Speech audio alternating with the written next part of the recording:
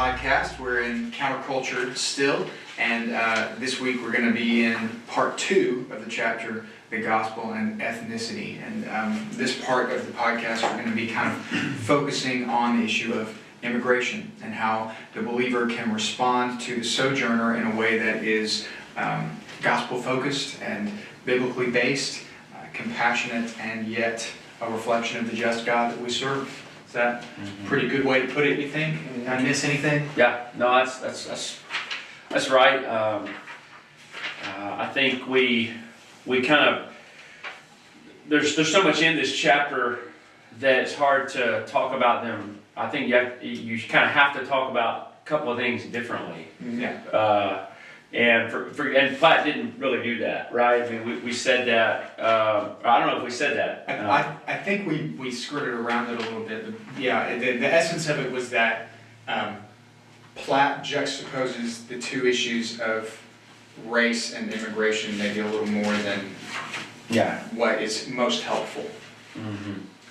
Yeah. So David, if you're watching this, sorry, I still love you. But the other thought here was kind of finishes that part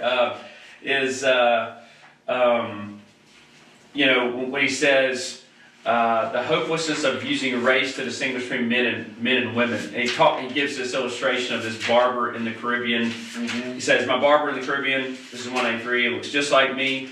You'd think he was an African American until he opens his mouth. When he speaks Jamaican."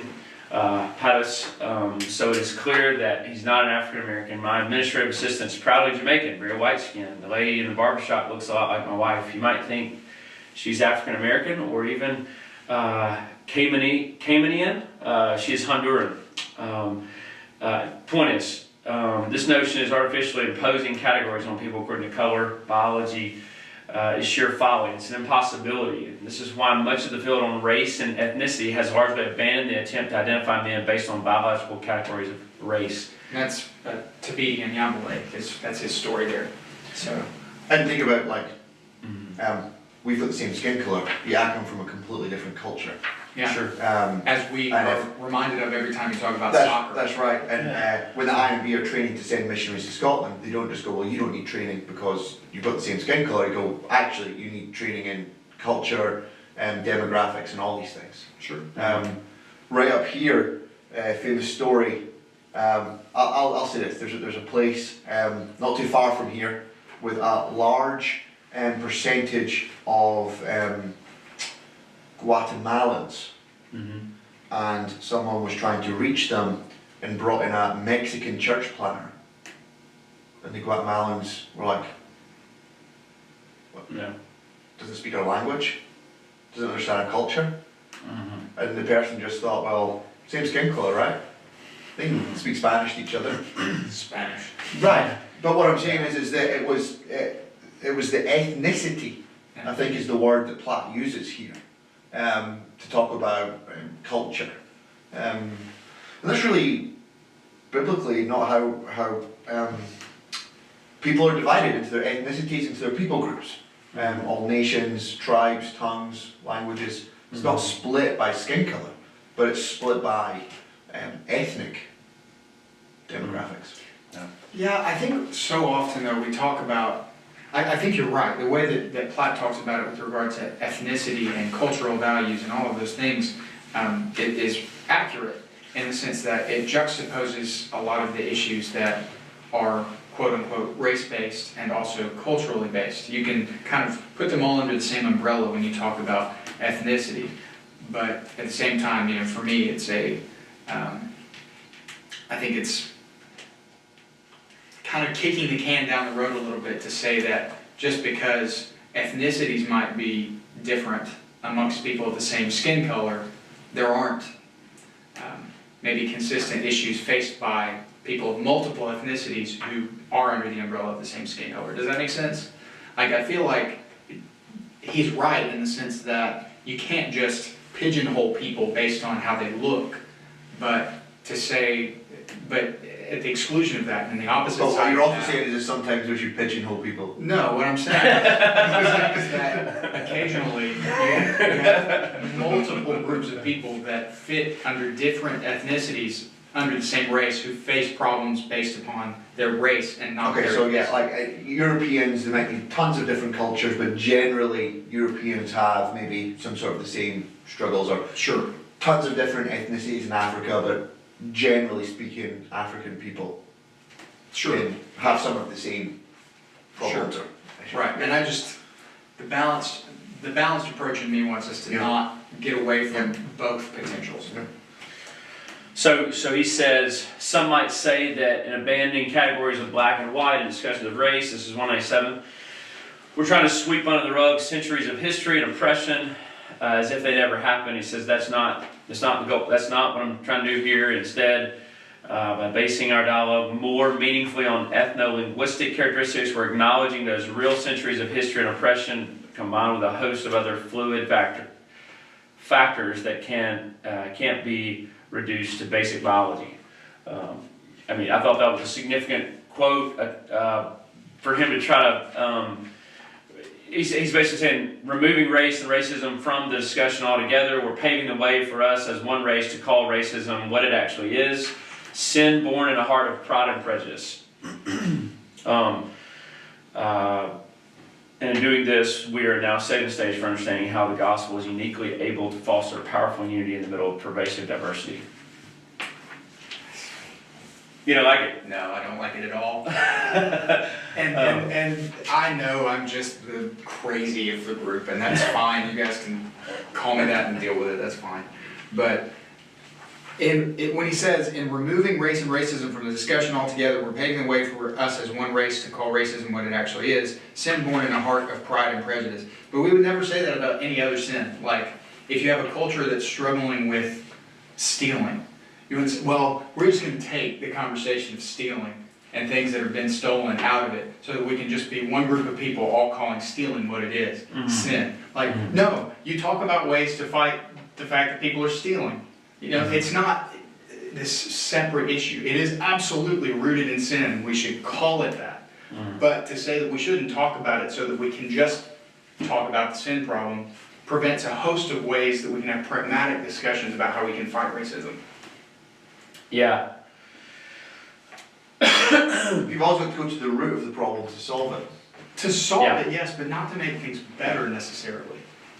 Solid things do make it better. Ultimately, yes. Ultimately, yes, but the problem is that we know that here on earth that problem was never going to be solved.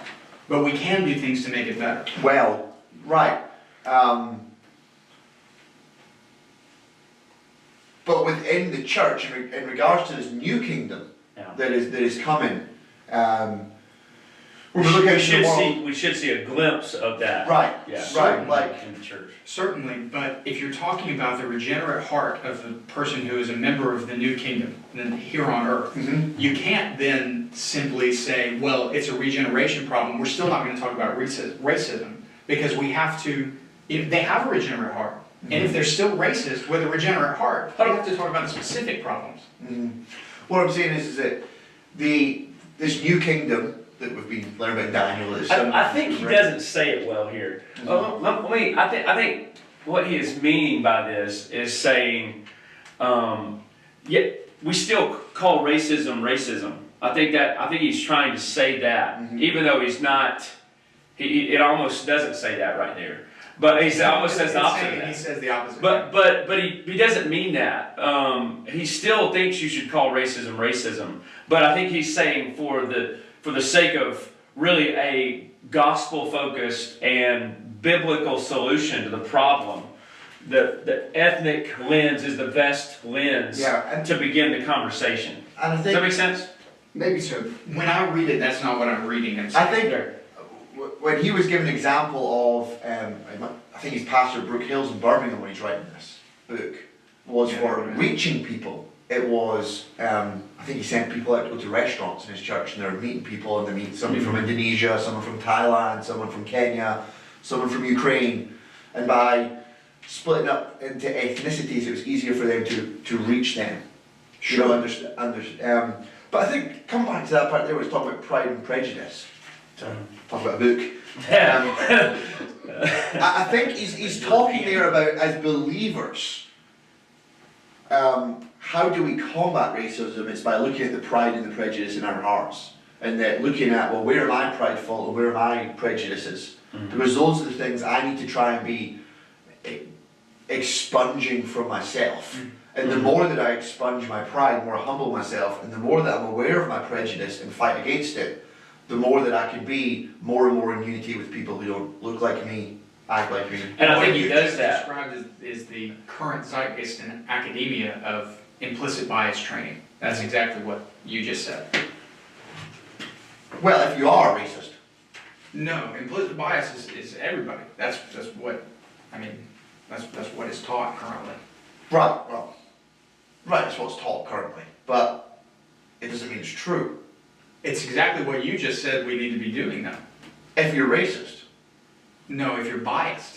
If you have pride and prejudices in your own Platt's heart. talking about racism, not bias.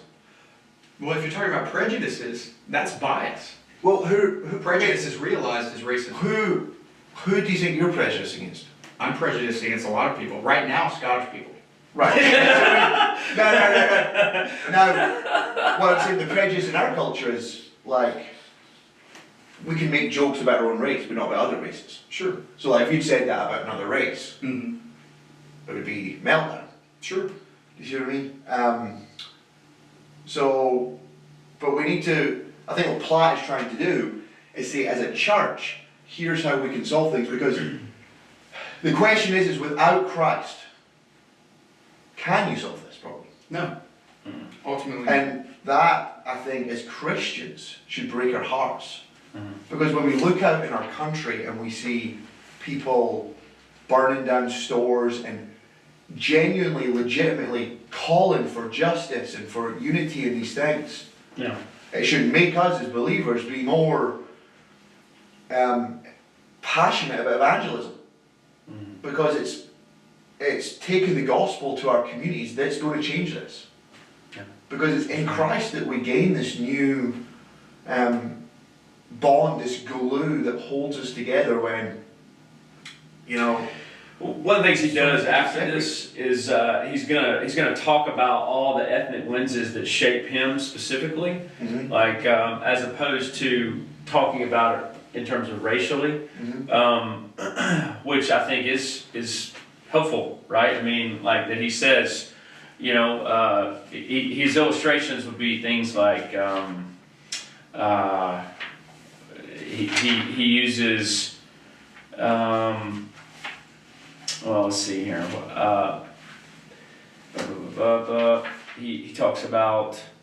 Well, man, maybe I'm just kidding myself. Maybe he already did that. Yeah, he already had done that. That's maybe why he's coming to these conclusions, because he's already talked about this, the connections with the Sudan.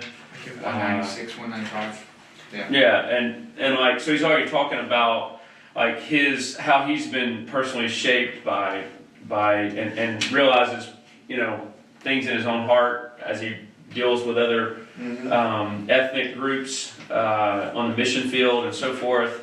Some of them black, some of them brown in color, some of them white, and so I think that's really what he's saying here, is why he's kind of you know, almost seems to be saying, hey, look, this is the best way to move to solution. Like there's no, you know, pointing to difference constantly is not going to bring reconciliation. Like, and so he's trying to say, like we're all one in Adam, and the only way to fix that, the problems that we have, the sin in our hearts, is through the gospel and the one Christ. Yeah, and as a church, we're one in Christ. That's right. And that means that, you know, you've experienced this going on mission trips, or, you know, being in Panama. I can sit down with Pastor Edalberto, we can hardly speak the same language, but I've got more in common with them than the person in Walmart who can speak English perfectly well, but they're dead in their sin and they've still got a heart of stone. Because we're part, to be corny, of the family of God. And it's the only thing that can do that, you know. Shall we hold hands? Like hold hands. And I think Platt also talks here about, he talks about illegal immigration for a point, and really important part, especially in American context. You know, there's, I think, what was the recent estimate was 13 to 15 people living in America illegally, and the importance of treating these people as people and loving and caring for them. 13 to 15 people? Million people, sorry. It's like, 13. wow, you know, based on what you hear on the news, you think it's a lot more than that. No, 13 to 15 million people. That makes a little more sense. Yeah. So the next part of the book has to do with the Bible groups the Sojourner the Bible often groups the Sojourner and the immigrant alongside the orphan and the widow. And so he's moving kind of the conversation more to talking about immigration, I guess, issues more or less than and so he's talking about he uses Christ as an example comes over from the New Testament. We'll get introduced to him. He's somewhat of an immigrant fleeing brutal political situation in Bethlehem after he's born, going to Egypt, where they live for years as sojourners in a foreign land. So we see the foundation for the call to ethnic unity really being the church, you know, and that's a statement he makes. The power of the gospel to reunite people from different ethnic groups, and so not ignoring history or overlooking the ways that we're different from people, but seeing the gospel as a way to how the gospel compels us to celebrate our ethnic distinctions, value our cultural differences, and acknowledge our historical diversity, even forgiving the ways that we've been maybe mistreated or harmed by someone of a different ethnic group. So I think we're all on the same page there for the most part, as far as how we think about those things. And you know, it was he quotes Martin Luther King. This is an interesting maybe conversation when he says Martin Luther King, when he says that they will not be judged by the color of their skin, but by the content of their character. He has a dream that one day that will be this nation. And so then my generation came out with the song "Colorblind," right? Is that DC Talk? I think that was "Why Can't We Be Colorblind?" No, that was My Baby Smith, I think. Michael W. Smith. Yeah. Bless his heart. I feel that in the last 10 years there's been a move away from that.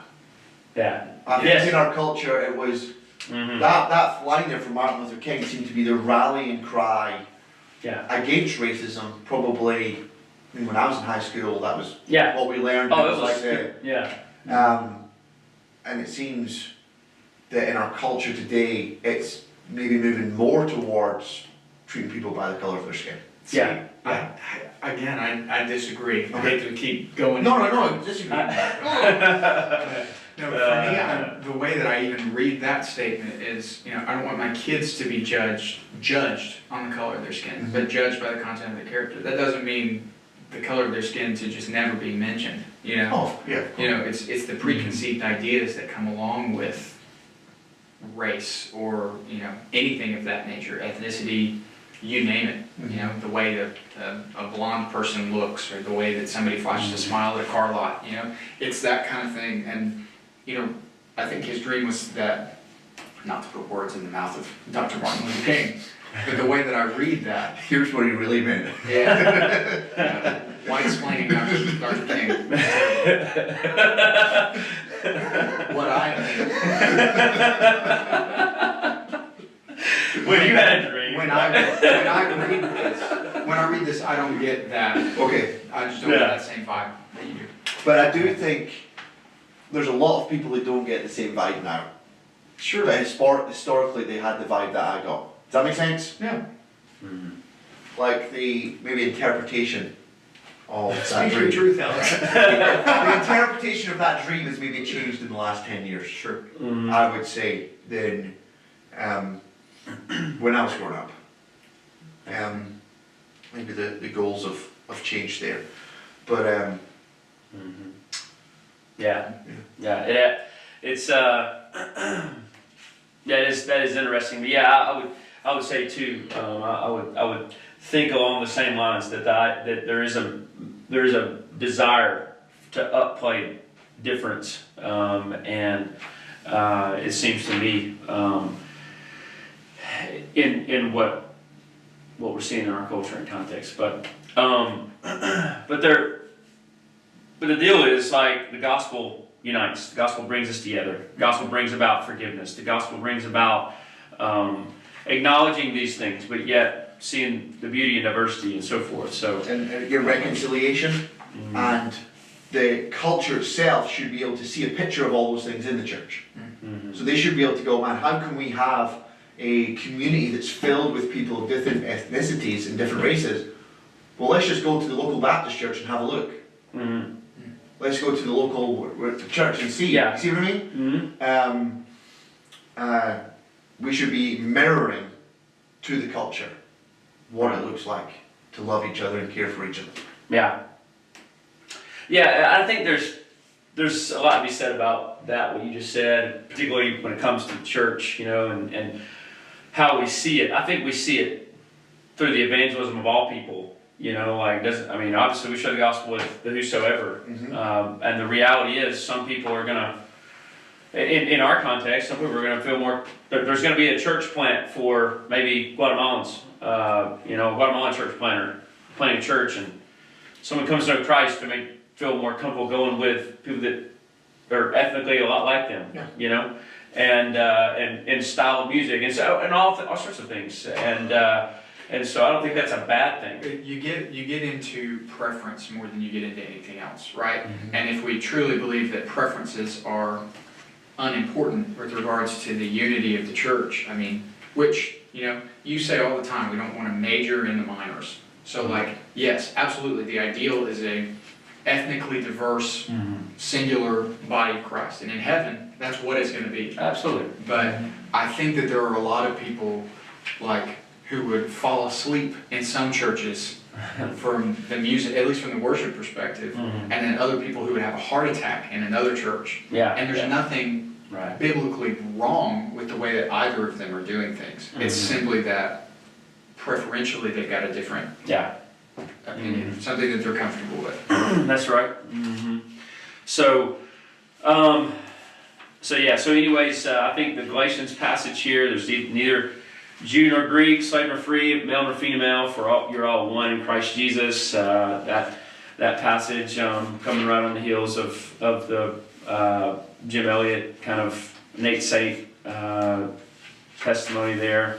I don't have a ton more here as far as I think some strong statements. Followers of Christ must see immigrants not as problems to be solved, but as a people to be loved. I think that's good.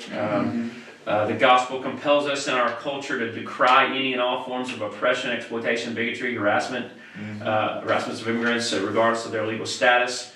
These are people, men and women, whom Christ died for, and their dignity is no greater or lesser than our own. And so I agree with that wholeheartedly. Some of whom are making. I think the difficulty is, I think what you hear from a lot of people is absolutely the life and the dignity of an illegal immigrant has value and should be protected. It should just be protected with value somewhere else. That's the constant thought, and for better or for worse. And there are socio-political reasons for that. There are economic reasons for that. There are any number of reasons to have disagreements on how immigration issues should be handled. But for us to truly get behind the idea of biblical compassion to the sojourner, we have to say the immigrant's life has value wherever they are. And if they find themselves in my backyard, it's my opportunity to demonstrate the compassion and the love that Christ has shown me. That's right. That's right.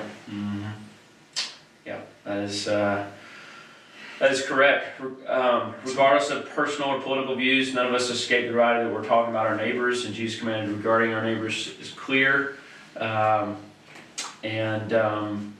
we're compelled to consider how to love them as we love ourselves. That's what he kind of ends with here, I think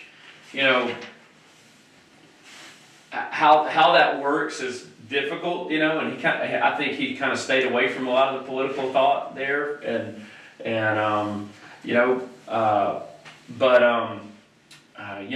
it's a difficult thing. I think the closest he came to speaking about practical things was when he talked about,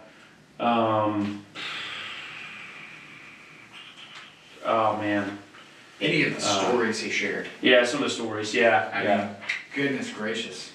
Yeah.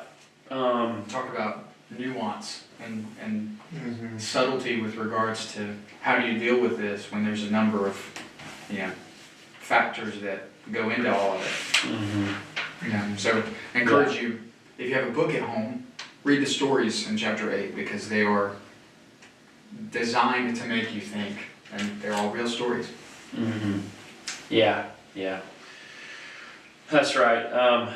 There's one pastor who says we've enjoyed.